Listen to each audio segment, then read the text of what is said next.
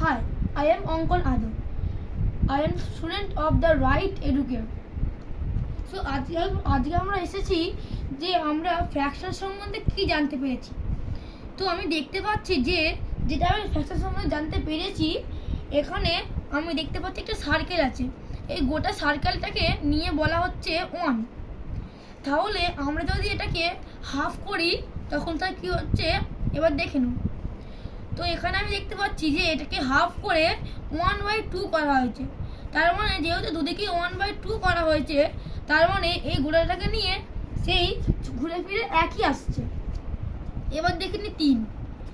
এই দেখো তোমরা যেহেতু দেখতে পাচ্ছ যে এখানে 3 ভাগ করা আছে, তার মানে আমরা নিচে 3 এবং উপরে 1 লিখেছি। কারণ এইটা যে ফ্র্যাকশন তৈরি হচ্ছে নিউমারেটর আর ডিনোমিনেটরকে নিয়ে।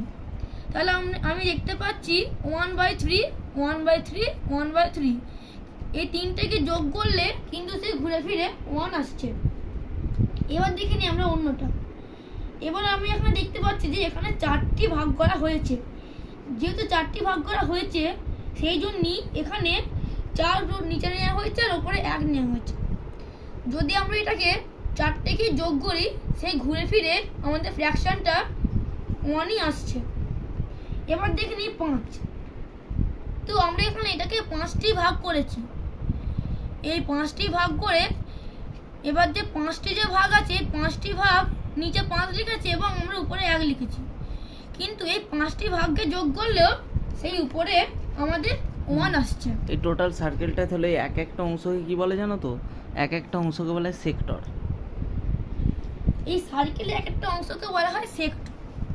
তো আমরা এখান থেকে এটা শিখতে পেরেছি। এবার দেখে নিচ্ছি আমরা 6টা ভাগ কি করে করতে হয়। 6টা ভাগ আমরা দেখে নিচ্ছি যেহেতু, এবার আমরা দেখছি ওপরে 1 নিচে 6। তার মানে এইগুলোকেও 6টা ভাগ যদি একসঙ্গে আমরা যোগ করি, সে ঘুরে ফিরে 1ই আসছে। এবার দেখে নেবো 7।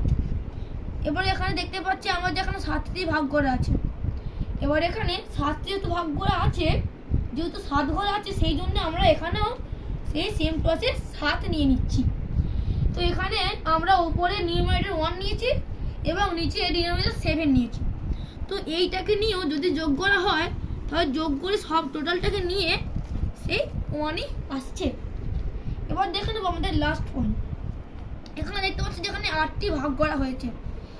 যেহেতু আমরা আগে শিখে গেছি যে যেটা ভাগ করা হয় সেটা নিচে হয়, যেটাকে ইংলিশে বলা হয় ডিনোমিনেটর, আর যেটা সব জায়গা হোলটাকে নিয়ে হয় সেটাকে বলা হয় নিউমারেটর। তো আমরা এখানেও ওপরে 1 নিচে 8 নিয়ে নিয়েছি। তো এই সব কটাকে যোগ করেও সেই ঘুরে ফিরে 1ই আসছে। তো আমরা ফ্র্যাকশন থেকে এইগুলো জানতে পেরেছি যে ফ্র্যাকশন হলো একটা জিনিস যেটা একটা সার্কেলকে হোল ভাগ 1ই করা হয়, কিন্তু ওটাকে যদি আমরা ভাগ করি এবং যেটা যদি ভাগ করছি যেমন 2 3, সেটাকে আমরা সেই ভাগটাকে নিচে লিখবো ডিনোমিনেটর আর উপরে লিখবো নিউমারেটর। Thank you.